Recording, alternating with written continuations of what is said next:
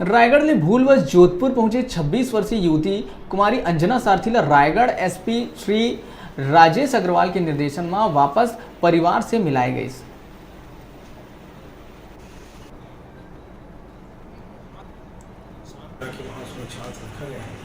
तो अपना पता सारंगढ़ बस स्टैंड के आसपास नहीं बता रही है और उनके अपने पिताजी के नाम विद्याचंद मेश्राम बता रही है और ये पीडब्ल्यूडी में बाबू है वो। हमने इसके बारे में वेरीफाई कराया, यहाँ तस्दीक करवाया। तस्दीक पर ये पता चला कि उनका ट्रांसफ़र जसपुर हो गया था, सीतापुर हो गया था और सीतापुर में उनकी ख़त्म हो गया। ख़त्म होने के बाद उनके नौकरी जो उनके लड़की जो वहाँ थी उनके भाई को मिला है।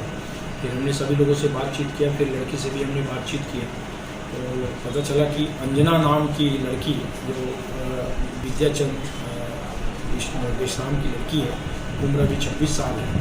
ये 3 साल पहले दिमागी हालत इनकी ठीक नहीं है।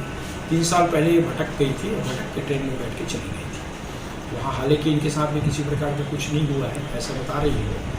और उसके बाद फिर जैसे ही पता चला तो हमारे पास उन्होंने भूमि निशान वगैरह देखा, हमारे जूट मिल चौकी में भी देखे, आसपास भी उन्हें पता करवाया तो पता नहीं चला कि इसके नाम से कोई अपराध पंजीबद्ध है। फिर मैंने एसपी सर से व्यक्तिगत इसमें चर्चा की तो एसपी सर ने मानवीय दिखाते हुए बोले यार उसको ले आओ, बहुत अच्छी बात है क्योंकि दूसरे जगह की है, वहाँ किसी प्रकार का कोई बात अगर होती है तो दिक्कत आएगी और ऐसे लोगों की मदद करना चाहिए।